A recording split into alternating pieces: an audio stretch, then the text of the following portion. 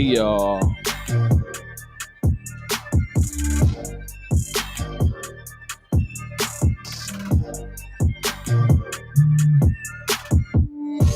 Make sure we turn the sound off on everything. Like phones and all that, just so you know. I don't even got my phone. I think I left it in the whip.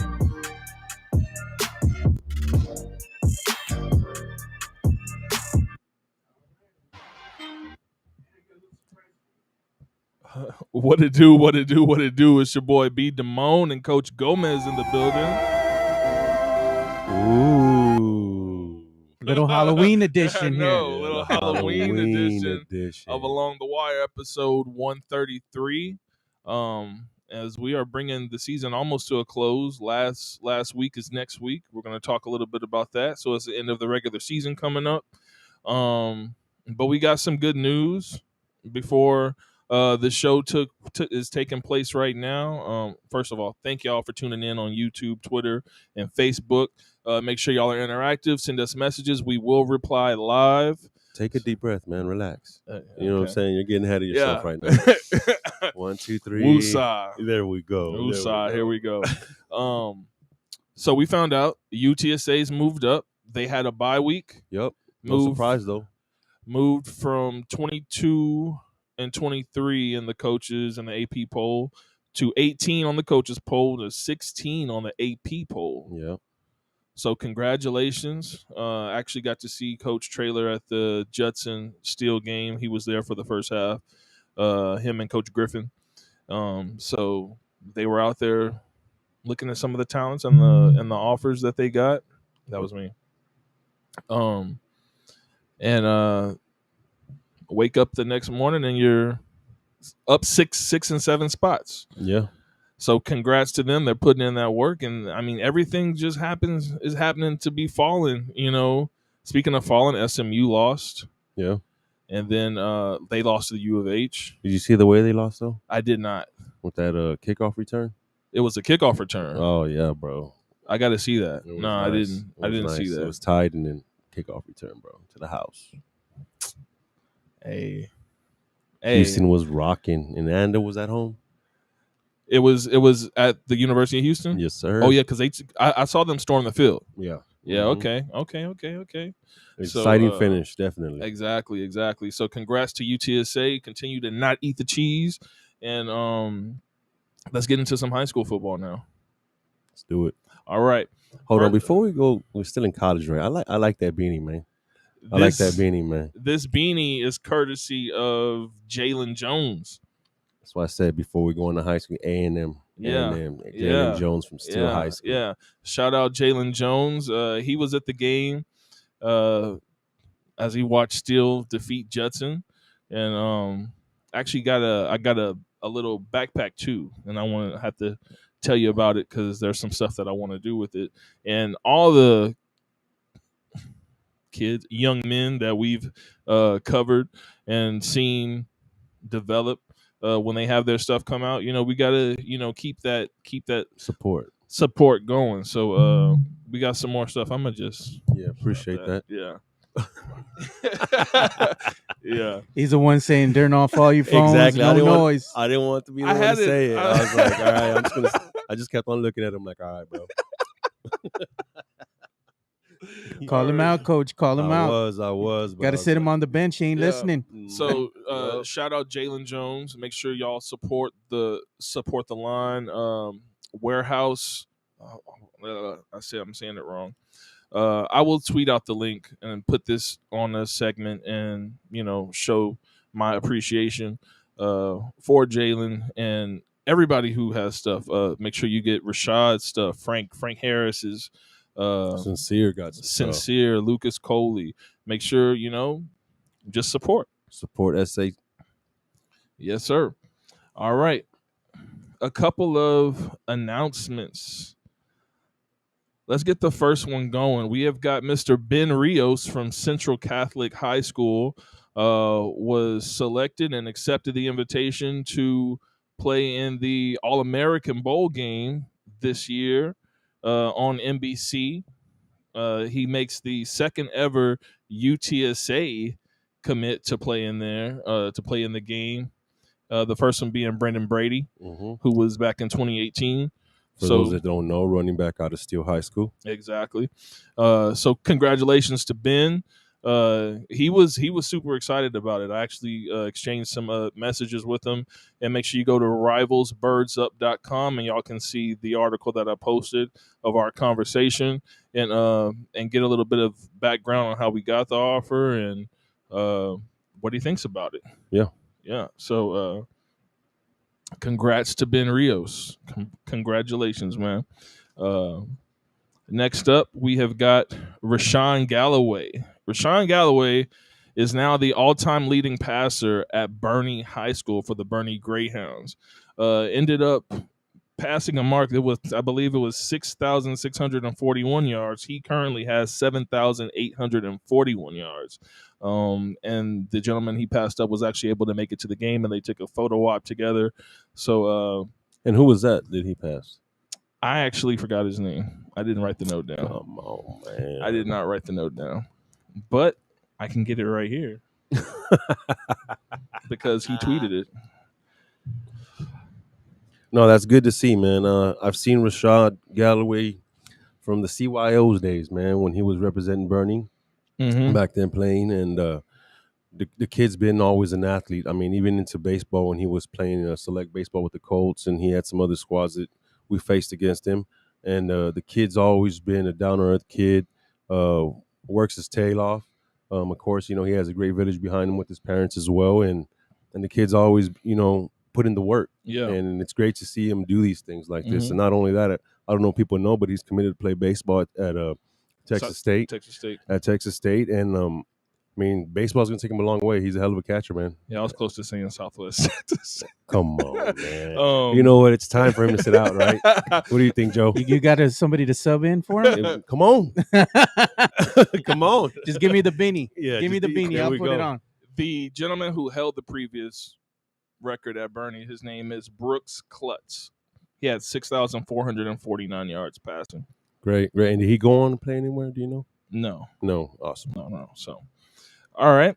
Next piece of news. What do we got? We've got FBU, and I'm glad that this came up. I was just on the pre-show doing a little talking to some kids about what they need to do in the off season. One of the things is going to be camps, and I had sent out a tweet earlier in the week talking about camps. Make sure you sign up for the FBU. The first FBU for the San Antonio area is actually going to be at Hutto High School in Austin. So that's the closest one here. That's going to be March 5th at Hutto High School. I will tweet out another link. There is a form that you will have to fill out, and it does cost. Single kind of based off your tweet, like you said before, be ready when you go out to these things, because these things aren't cheap. Right. They're not cheap. A lot of these FBU camps are pretty expensive, but at the same time, you don't want to go and just waste money and not be ready. Go out there, get your 40 time down, get your shuttle time down, practice on your broad jump. All those are important because when you go out there, that's the whole purpose of it. You're paying all this money for all this electronic material that they're using to gather all this data. Take advantage of that. Right. Don't go out there just say, I want to be on Twitter or I want to be on Instagram that I was at FBU camp. So you're paying, almost $300 plus just to be on Instagram. No, that's not the way you go about things. Exactly. It's about going out there and putting the actual work and going to make a name for yourself and be that next All-American, because a lot of times they gather a lot of that data and that's what they use to pick these athletes. Exactly. Exactly. So if you go out to the FBU, they do work in conjunction, as you can see the logos on there, with the National Combine. So if you go to the FBU, that puts you into their system, therefore put in the work, because you can get an invite to the Combine by going through the FBU camps. Yeah. So make sure you do your research. Make sure y'all reach out to them or to me, whoever, so you can figure out what's going on. And I actually also tweeted out what the workouts are going to be at the National Combine. So I will tweet that out to you again or send that to you in DM so that you can prep and get there, because once you're there, you're there. They're going to tell you how the drill goes, and they might give you a little bit of guidance, but it's not going to be 100% like they're going to let you have multiple reps. No, it's nothing like that. No. Because there's other kids there too. Yep. So, what do we have next? Exactly what I was talking about. Mr. Anthony Williams had tweeted out about your self-nomination. That's the word I was reaching for. Your self-nomination. This is where you put down your height, weight, school, your Twitter links, all the information on yourself, and this is directly for the National Combine invite. And not only that, I would highly recommend you try to get your high school coaches involved. You want to do this, of course, self-nomination, but getting involved with your high school coach and him nominating you as well. Yeah, will also say that you have a great relationship with your coach and that, hey, this guy is serious. You know what I mean? So if coach is putting out his neck for you, you're doing it. Maybe even parents are doing it, and they know you're serious. But there's a lot of times that a lot of these kids will take it upon themselves. Some not even being starters, which is cool, right? But they try to, how would I say, boost themselves up, and then when the high school coaches get that phone call, it's like, no, that's not what's happening. You know what I mean? So be honest with yourself. Like I said, try to include your high school coaches, and a lot of doors can open. It's one of those you want to already be putting in the work. Yeah. Don't be like, okay, now I've registered for this, or I've put myself as a nomination. Now I'm gonna go start working out. Yeah, no, you gotta. And there's things like Brandon was saying earlier, they're not gonna show you. So when you need to work on your 40 stance, don't just go out there and run a 40. No, work on a stance that's gonna boost you out. You're gonna get into a right stride. Mm-hmm. So you want to work on the stance. Same thing on the shuttle. You want to work on your stance. A lot of things is those first couple of steps, the first 5 yards is where you want to work at. Exactly. What is it called? That the 10-yard splits. Yep. All right, let's move on. I think we got the top 25 coming up next. Yes. So apologies, and I put an updated top 25 out there. I had received some incorrect information upon my research, and so I had to go back and revamp the top 25 and put another one out about an hour after I put out the original top 25. So I did put update at the top of it, and with the adjustments made to the bottom 5 of 25. So let's get it. Let's see what the new top 25 is, and we'll start from the bottom and work our way up to the top. Man, did you see that? That ghost? You didn't see it? Right there, dog. Hey, I hope y'all like the layout there. This is something. He saw his face. You saw his face. Forget it's Halloween or bro? He's afraid of the cucuy. Yeah, you saw that, right? Nah, yeah. I ain't afraid of no ghosts. Yeah, real quick. He said, "What?" He saw his eyes. Mommy. Here we go. We got our top 25. We need to make a gift for that later on. Nah. Here we go. He was like, "We got it on video." So. Where? Joe even saw your face. All right, our top 25. Starting from 25, we got Vets Memorial. Back into the top 25 this week, and as my scorers rolling back in at 5-4. 5-4, yes. And then at 24, we got Davenport holding court. Harlan. I'm sorry. At 24, we got Harlan at 5-4. I'm thinking last week. Then you had Clark with a huge win at 5-4, coming in at 23. Mm-hmm. Davenport at 22. They lost. They lost their last game 38-24, and now we have Seguin up at 21, back in after their victory this past week. And here we go. Seguin beat Kyle Lehman, and I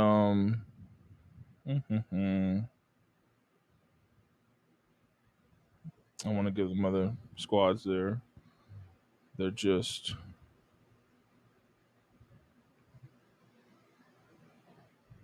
But Clark put it Clark up. put up 70 on Mac. Man, 70-3. Everybody was getting in, huh? Yeah. Clark put it up on Mac. And man, well, we'll get to this game later. Brackenridge on a bye week, but they got a big game coming up, and we'll talk SAISD, go over what their situation is, because that's one that you don't want, but it just adds to it. Yeah, for sure. So Madison put up 62 on Lee. Yeah. They won their game 62-14. Or was it 52-14? 52-14. Yeah, 52-14 Madison over Lee. Somerset back in the win column. And let me pull up theirs. And that's a squad, when I think of like squads, they beat Pleasanton 35-28. When I think of squads that can end up representing for some reason I keep thinking that they're going to be one of the San Antonio teams that is left standing. I just feel like who's really that? good about Somerset? Yeah, Somerset. Lanier, they've got a big game coming up. They are number 17 right now. They are up 2 spots. And they beat Memorial 40-7. Yeah. Next up is Southwest at 7-3. Southwest is 7-3. Coming in at 16. And I'm thinking of Legacy. Southwest beat Eagle Pass win 14-6. Floresville took a loss this past week to not Alamo Heights. Why am I at? I got it right here.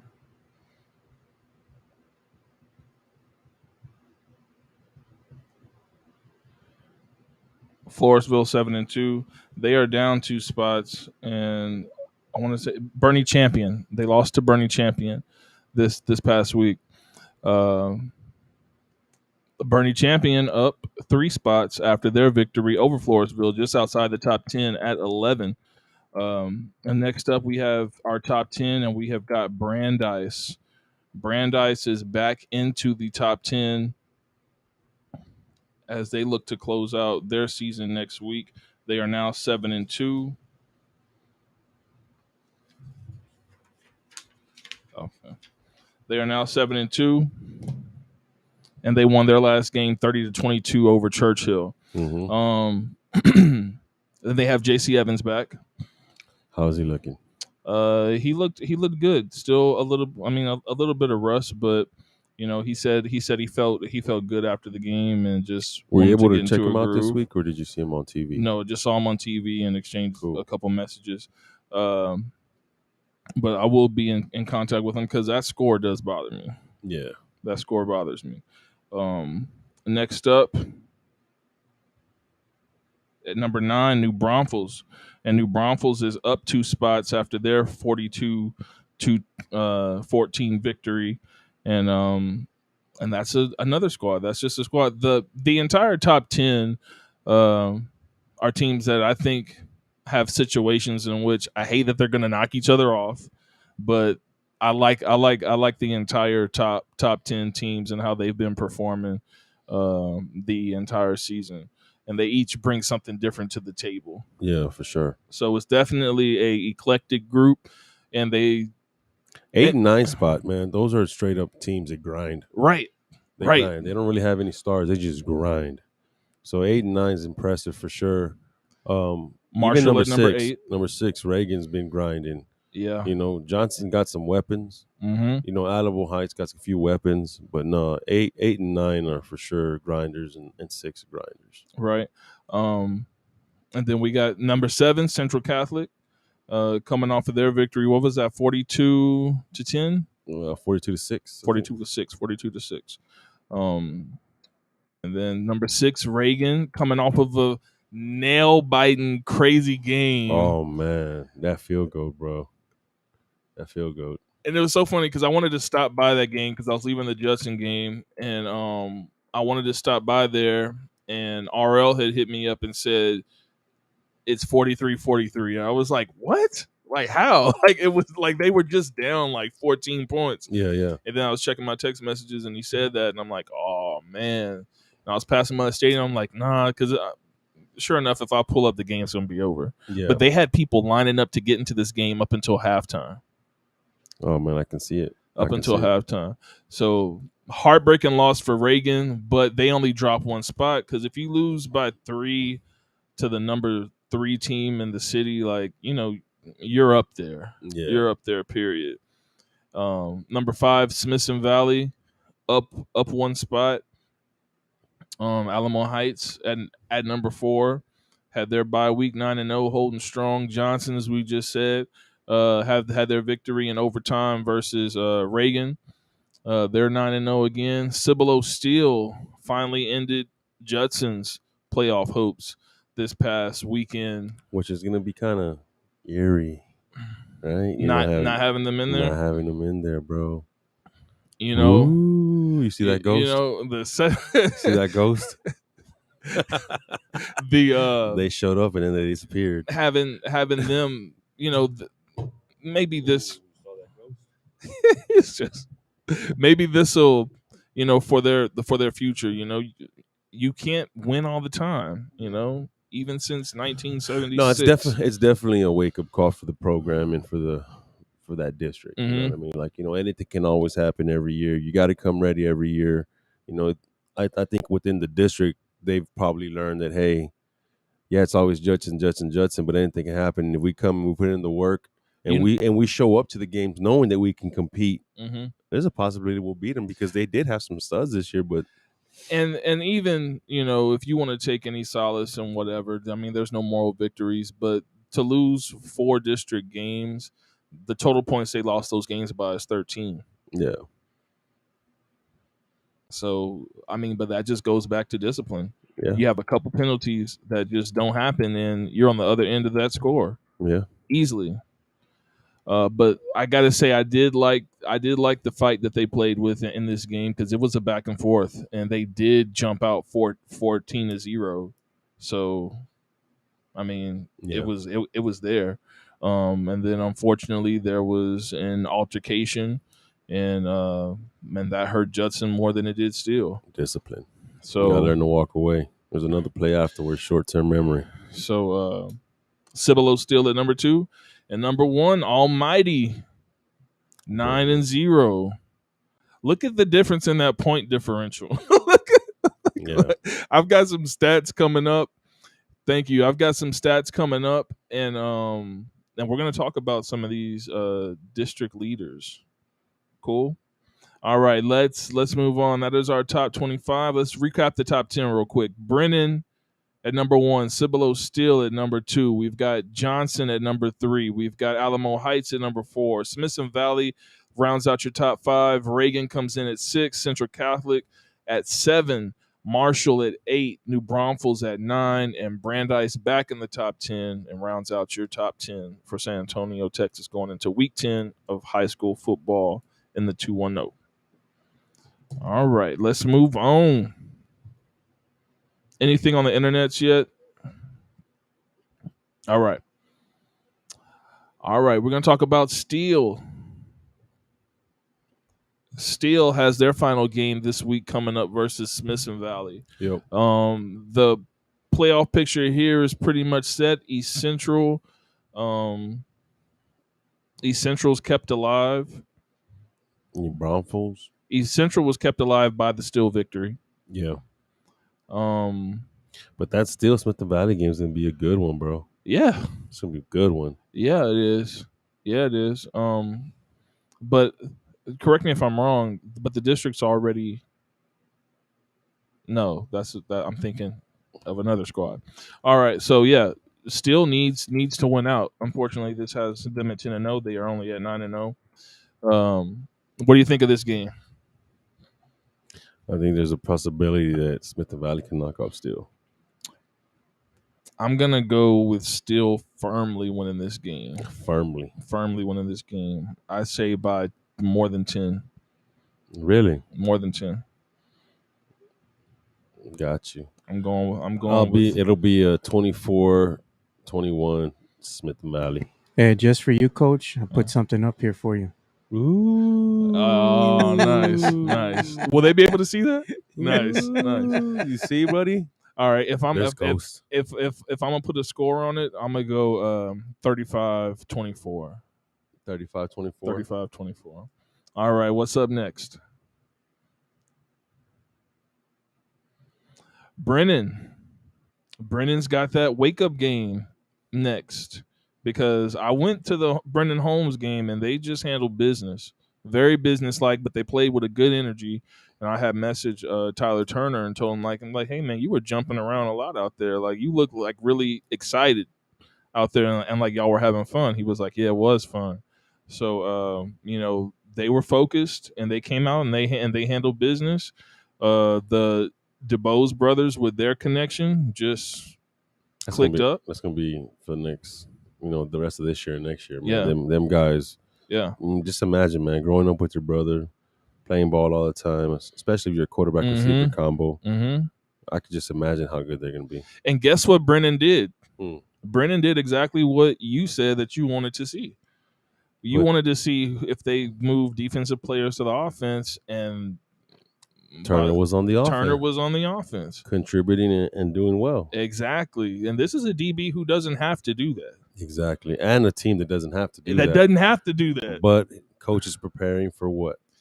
For the bigger picture. Exactly. That's what it is, man. Exactly. Shout out to Brennan and Coach Baser for doing that, because that shows that shows and means a lot to the players, and it shows a lot to the city, and it shows a lot to the state. Like, hey, if they got to go in their bag, they got someone who willing to do that as a coach. Exactly. As well. And they've got receivers. Oh yeah. but let me throw my safety out there. But you never know. Maybe they want to go a set where they include him as well with those other receivers. Not how you're going to guard that. You know what I mean? Or what if one of his main receivers goes down? Well, you know what? I could bring Turner from the other side of the ball. We're not going to skip a beat. Exactly.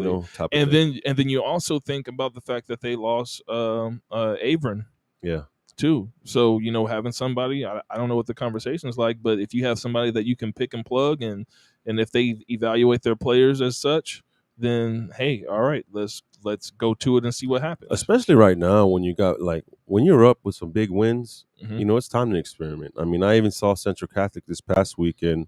After they had went up, they had took out the starting quarterback. They were up 28-0 at the first quarter. Okay. Then they sat the starting quarterback down for a little bit in the second quarter for a couple series. Then they put the starting quarterback back in there, and they put the second string quarterback at receiver. You know what I mean? And he completed some pass. I mean, he got some receptions. Right. So starting to experiment things like that, or even utilizing your other quarterback. I mean, because the quarterback, this the backup quarterback at Central, he's like 6'3", a big tall kid. Yeah. So you never know. He might throw a ball up. He's a baseball kid, has good hands.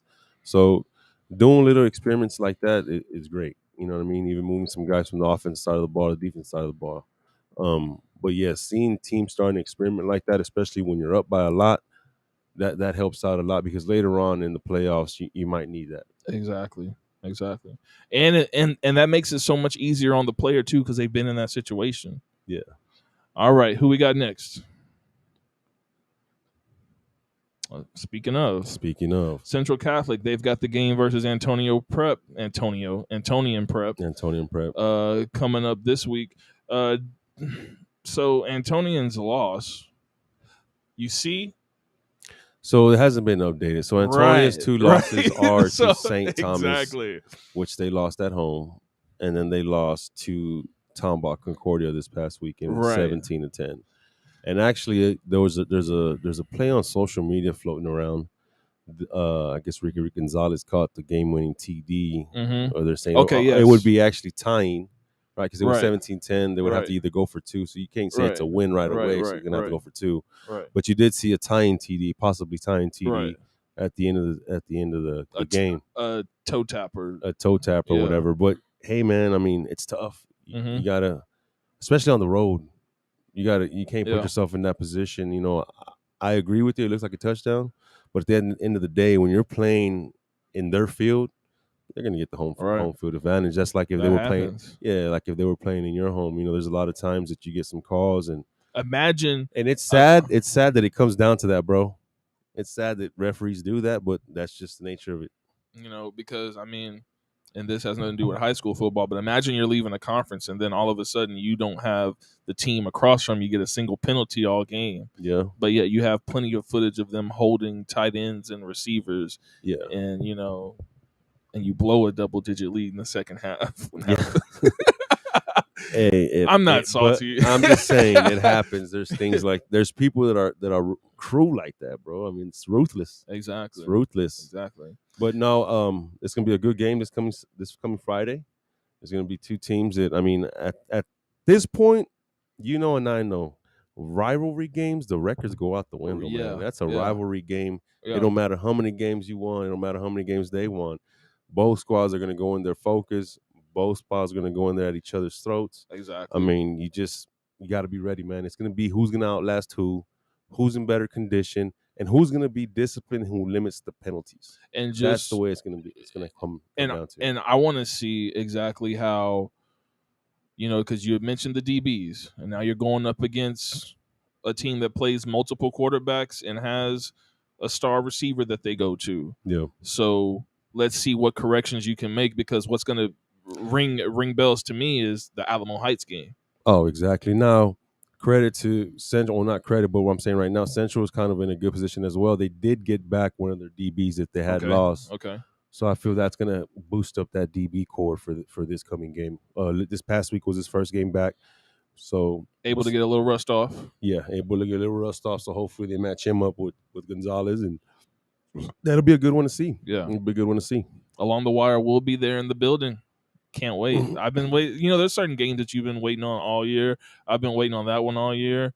I was waiting on Steele versus Judson, which has been a great game the last 4 years that I've been to it. And so, you know, there's just certain ones that you have circled. All right, so I don't have the district up there, but let's talk about SAISD real quick. 3-way tie for first place. Their 4 playoff teams are all playing each other. You've got Highlands playing Brack, and you've got Burbank playing Lanier. Who are you taking? And let's start with Lanier versus Burbank. I got Lanier. I think Lanier will establish the running game early and control the clock, control the game. I think the losses to Edison and who else? I think was it Brack? Brack. The loss to Edison and Brack, I think they were able to make the adjustments, knowing those coaches out there, and I think they'll end up taking that game by 2 touchdowns. Now, Brack versus Highlands is really interesting because that's like a rivalry game. That's a backyard brawl right there. Yeah, and those kids. I mean, all the kids in the district know each other. Those kids live in each other's neighborhoods. Yeah. I see that one going to Brack. Brack has a squad that's on the up and come up. They have an offensive coordinator who has a well knowledge of the game, who's going to bring it, and I think he's going to put his boys in position to be successful, and maybe a little too much for Highlands to handle at the time. And I would also lean Brack just solely based off the fact that they've been the more consistent squad this season as well. Oh, no doubt. And Lanier over Burbank, I'll pull Burbank for the upset because I don't think they want them to have anything to do with a district championship. So, you know, okay, we're all going to make the playoffs regardless, but you're not going to get a district championship. Spoil it. Oh yeah, spoil it. So I'm going to pull for Burbank and messing up Lanier's hopes at a district championship. The Volks will be out there strong. The community will be out there strong, and I see Volks. I see the Volks bringing it, man. All right, so we both got Brack, and you got the Volks, and I got Burbank. All right, so let's move on. We're going to talk about some of the top teams in the districts. We've been going through some of the district standings, but I got some stats for some of the squads, and we're going to have a little bit of conversation on those teams right now. Who's the first one up? Who we got? Alamo Heights. Alamo Heights. Alamo Heights is just figuring out ways to win, man. I mean, and that I seen them play a couple times this year, and coaching staff does a great job in adjustments. Them kids, man, they play to the whistle's blown. They actually play with the chip on their shoulder, and that's what that's what's pretty awesome. And that's the thing. Like when you're coached up and you do exactly as your coaches ask you, then that effort's going to be through the whistle. Yeah. And one of the things that I got on them, of course, Coach Ritterman, they are 9-0. They have 4 wins over currently ranked teams in the top 25. Now, the interesting thing, and this is why it comes down to coaching and discipline, they are a 9-0 squad.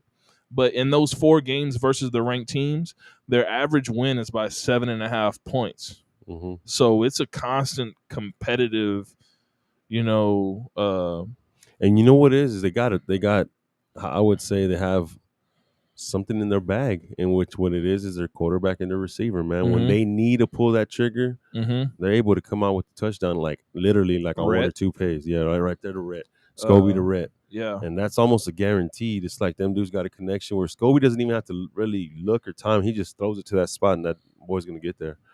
So and that's trusting your route, training up, and doing what you're being where you're supposed to be. Yeah, it's almost like we're gonna run. You know what? We need a touchdown. Bam. Yeah. That's, right. Honestly, yeah. that's the way it's kind of been. Yeah.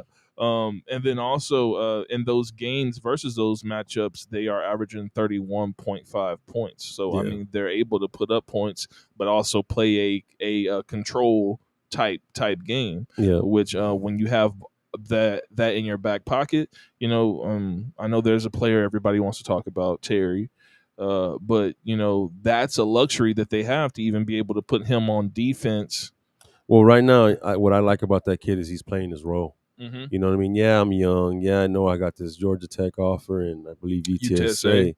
And that's all basically off of your ability as far as your structure, your body structure, right? 40 times we were talking about earlier, stuff like that. So that's a day off of data, right? Where he's possibly going to be, right? And now as a team player, we're going to put you right here because we need you to contribute, and he's doing it well. He's doing a great job doing it. Exactly, and he's excited about doing it. Yeah, and that's the thing, because buying into it, man. You exactly, buy into it. Exactly, and it helps you become even greater, because he tweeted me and said, hey, I've been told that you become a better offensive player by playing on defense. Oh, no doubt. I mean, when he goes back to that quarterback position, he's gonna be like, oh wow, I didn't know this, or I didn't know, because he's learning coverages right now by playing DB.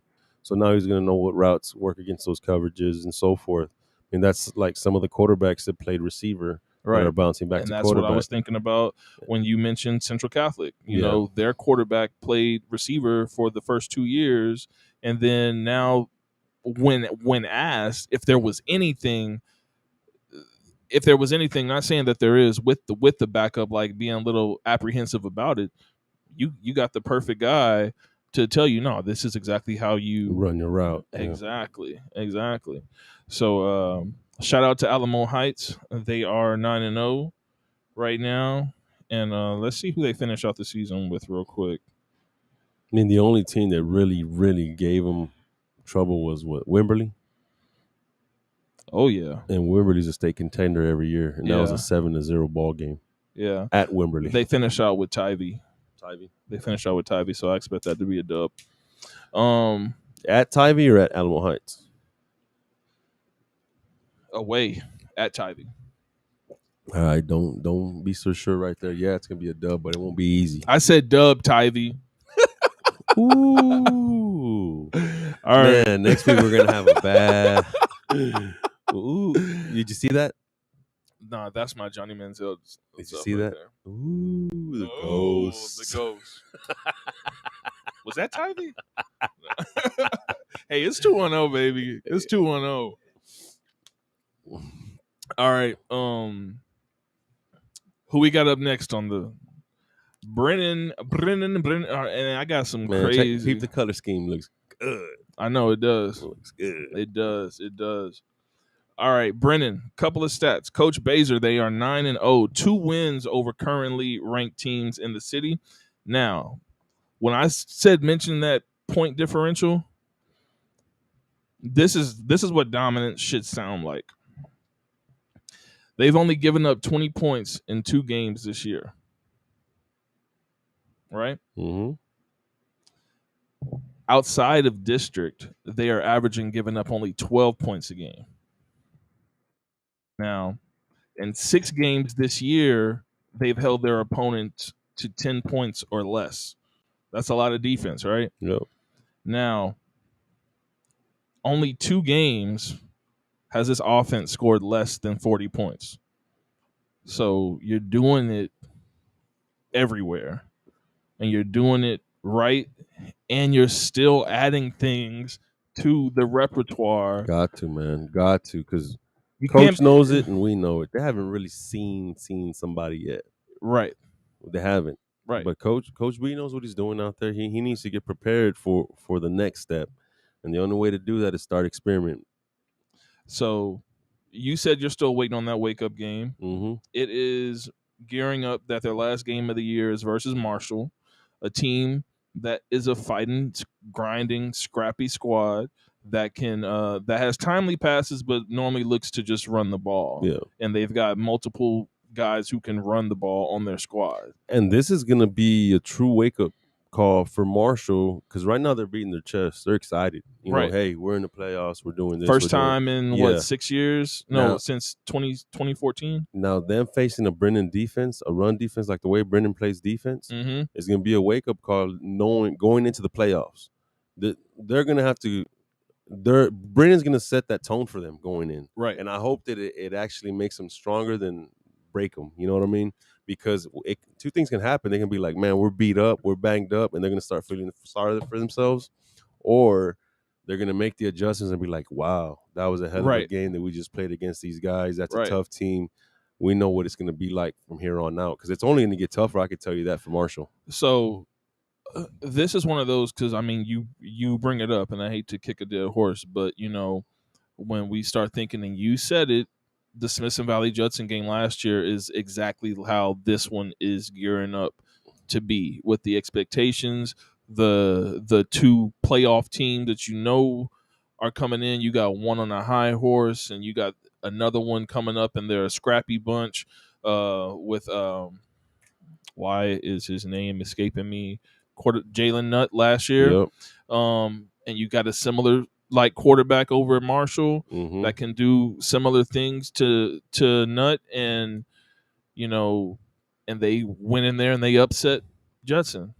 Now Marshall is in that same position, and Brennan's rolling, but I don't see that happening. But what I don't want to say is Marshall is going to definitely lose this game. I don't want to say that, but I say if you take this loss is for the playoffs. This whole experience and game for Brennan, y'all are helping each other. If we really want to break it down, it's like a first-round playoff game for them. Right, exactly. The team, the type of team they're playing. Exactly. That's the first-round playoff right there game for you, man. So you're getting basically a mulligan because you can get a do-over next week. You know what I'm saying? So, right. And if you win, then hey, you get district 2. Yeah. Exactly. So, I mean, would we like to see that? I've been waiting for that. If y'all want to see Brennan, you know what I mean? Yeah, exactly how you said it though. If y'all want to see a playoff game, y'all need to go hit Brennan Marshall. Yeah. Y'all want to see a playoff game, go hit Brennan Marshall. Even if you're not a fan of the school, if you want to see some good football, those are 2 schools that you want to go see. Yeah.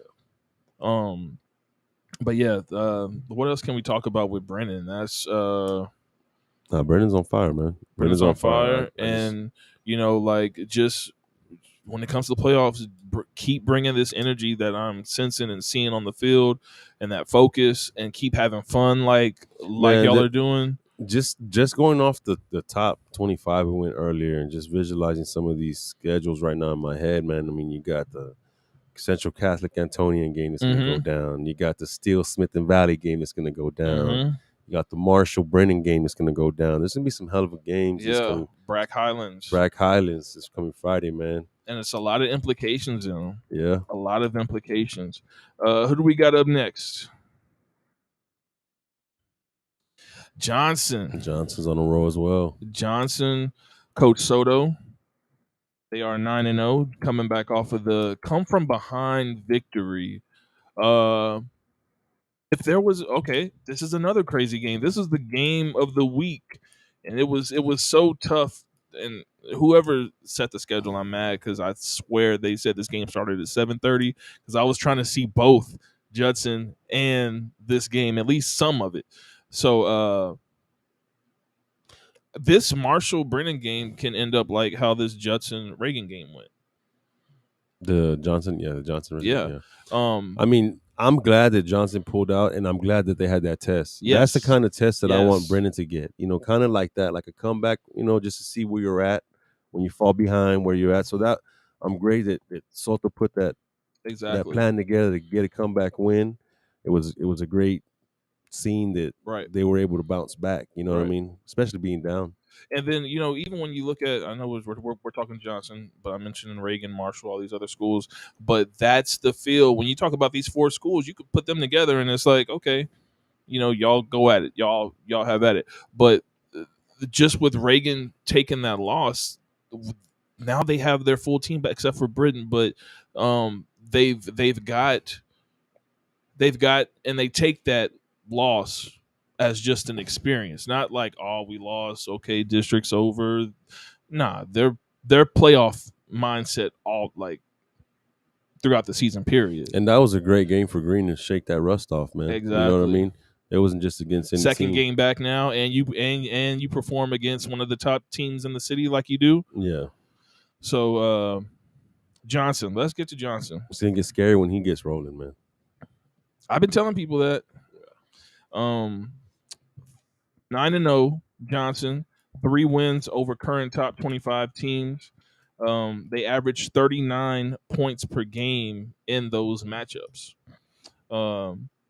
but giving up 33 points per game in those matchups. We'll talk a little bit about that. Here is another one, another stat. They are giving up 13 points per game versus teams that are unranked. So what do you take from that? And winning those games by an average of 30 points. I mean, they're handling business, of course, because they're against unranked teams. Right. But against the ranked teams, you do got to show a little more strength on defense. Right. You know what I mean? You can't make it a back and forth game. Those games will get you in trouble. Or make it a one-possession game every game. Mm-hmm. I think that also, all these teams, it's getting to the point where you got to win at all phases of the games where, special team plays are going to be important. Kickoff returns and punt returns and, trying to get some block punts, block field goals. That's good. Those teams that make those plays are the ones that are going to make a difference in the playoffs. Right. And then one of the things, if you look at the top 5 teams, what do they all have? Defense, man. And an offensive quarterback. And a running back. I'm thinking of the coaches. Oh, the coaching staff. Coaches that give that effort, that give that put those extra wrinkles in there. That because DeBose is a returning starter. Mm-hmm. The guys in the top 10, you got a lot of quarterbacks that are returning starters. Mm-hmm. Before Britton got hurt, he was a starter that was there already. Exactly. At Alamo Heights, Kobe was returning, right? Mm-hmm. So that's important. We said that last year. When you got a veteran quarterback, that helps out tremendously, especially come playoff time, man. And they mirror their coaches. Yeah. They mirror their coaches and that mentality. And that mentality that each of their coaches has. You got Steele flying around like crazy. You got Brennan flying around like mad dogs. Now, Johnson giving up those 33 points. Their last game is versus Clark, which is a ranked opponent at 23. So I'm expecting this to be a good game. And maybe they're at a point right now where they're rolling, and this might not be like those other ranked games were, especially versus Clark. That's a young team that has surprised some squads, and then also lost games that you feel that they probably should have lost. Yeah. So I think exactly how you said, with the quarterback that they have, and with Coach Soto there, and with the defense that they can play, and the offense that they have. Like, we haven't even talked about Cannon and Alejandro, Ben. The running back. I mean, that running back they have right now. Once they establish the running game, anything else is possible. Because they got to respect it, man. I mean, he's no joke. He's coming downhill every time, man. Every time, at least 5 yards a pop. Yeah, and he's looking for the end zone. And then, I mean, you control the clock like that as well. So if he can establish that running game early, come playoffs, and every now and then pop up a fast, you're good. Right. So that is Johnson. I want to just not go off cuff, but I have a couple of thoughts. The Steele game, Josh Farner being moved once again. You have a running back moving a linebacker and makes a critical play at the end of the game, or towards the end of the game, in which he stripped Judson's running back and then returns that for a touchdown. If he doesn't make that play, Beasley is running into the end zone. He's the last guy on the edge. Beasley runs to the left and starts cutting back all the way right, tries to do a spin move. The second he tries to hit the spin move, not that I know that Farner saw it coming, but if you're a running back and you have that mindset and you can see how he's positioned and all that, just naturally grabbed and tore the ball out. And then boom, he's a running back. Laters to the house. Gone. So, having that mindset and understanding is one of the difference in why Steele is a top 5 team and one of the best teams in the state, period. They're always going to be playing and thinking of every opportunity. And while that game was back and forth, you never saw them like panic. Yeah. And shout out to the coaches, because I was in the booth next to the coaches, and I actually got to talk to them before the game. And like, you just see them how meticulous that they are in what they're seeing. It's not getting too high, not getting too low. But it was good to get that experience of seeing what those coaches were like as they are viewing the game. Yeah. Also, I guess we just spoke about the Johnson Reagan game. So let's see who we have up last. No, not anything over there, Joe. Oh. You see the zombies? That's the thriller.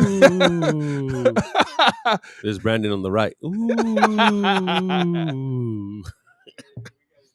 Look. Ooh, there we go. Let's see. All right, we're gonna talk. Have a buddy of mine who told me that Madison should be ranked a little bit higher. Is that what he said? That's what he said. Well, tell him just because we're buddies, it doesn't go like that. The school got to perform. I mean, like, like, given those stats, they are a 500 squad for. I mean, I wish we could. I mean, honestly, you and I have talked plenty of times. Madison does have the athletes. It just took them a little while to kind of figure it out. Mm-hmm. And then they lost some games they possibly shouldn't have. You know what I mean? They had some injuries early when they lost their, number one receiver. Right. That cost a little bit because they had to find somebody else to fill in that void. And then by the time that guy started getting the rhythm down, guess what? Coop's back. You know, so. And I think if they would have just started off strong and been more consistent, we would have been able to rank them, and we would be talking about them more right now, because they definitely do have the athletes. And they're closing out their season, and their game and their playoff chances are dependent on Clark versus Johnson, which makes sense. Yeah. And that's who Clark beat at the beginning of the season, that put people on notice. Like, oh snap, okay, they beat Madison. Let's see how much of a contender they can be. And that's when you're Clark, you start to set those benchmarks of okay, if we've done this, well, then you start naturally like thinking of teams, unfortunately, like how I said, Ty-V, Dub, and all that. But if you don't, and you just perform, then that stuff should and could happen. Yeah. Because it's like, hey, I think this in Madison, and we beat Madison, so all that work I put in, let's keep doing it, let's keep going. And the fact that it comes down to Clark and Madison for that final playoff spot, is you got a senior led team and a sophomore laden team that's on the come up. So who's gonna seize that moment? And so you got Mac versus Madison, and you would assume that Madison's gonna win that game. You got Johnson versus Clark. Any sense of an upset? Nah. No. I think especially after this week, Johnson got that little scared. They're going to come in ready to handle business because they know that if they don't come in, it can easily be a loss. So if that happens, because Clark has a good little running back, man. Yes. And then they got themselves a nice little receiver, and he's like what 6'3", 6'4". Yeah, 6'3". And then you got Rayfoot on the defense side of the ball. You also got a sophomore, I think number 5 on the offense side of the ball, he's quick, like a cat, man. And Ethan's a senior, right? Yeah, and Ethan's a senior, but yeah, I mean Clark got some weapons, man. They're able to compete with you. And so, then they have the tiebreaker over Roosevelt, both of them. So it's coming down to this: 5-4, both 4-3 in district, and it looks like Madison might take that. I mean, from before the game, but definitely they've had the issues in the season of health and all that. But that's another squad that their coaches have the opportunities of taking advantage of the athletes they have and playing them on both sides of the ball as well. Yeah. All right. One more squad I want to get at. Hell, if Clark uses Rayfield with the mentality like we're gonna do everything we can to win, and they put him on the offensive side of the ball, that'll be nice to see, man. Because Rayfield can play some receiver, bro. Yeah, he can play some receiver. We're on the 2-minute warning. The ghost just told me. Ooh. All right, 2-minute warning. 2-minute warning. I was just talking about the ghost is telling us. Ooh. 2, not boo. 2. Here we go. I got something good for you all to end the show. Good graphic. All right. Can't wait for that. So while waiting on Brandon, it is Halloween, fellas, and whoever is listening to the show out there, man, y'all have y'all's head on the swivel like y'all would on the football field. I know we're all young right now. There's gonna be a lot of kids driving. Y'all are young. Yeah, y'all, so y'all, there's gonna be a lot of kids driving, man. So y'all, keep your head on the swivel. Yeah, be safe out there. Be safe out there, man. I mean, go the speed limit. Hell, I would even go 5 miles below the speed limit. And like I said, just respect every stop sign, every red light, everyone out there trick-or-treating tonight. And remember, it is Sunday. You got school tomorrow, so don't be out too. All East Central and New Braunfels. I have East Central beating Clemens coming up. You had mentioned something about having a short-term memory.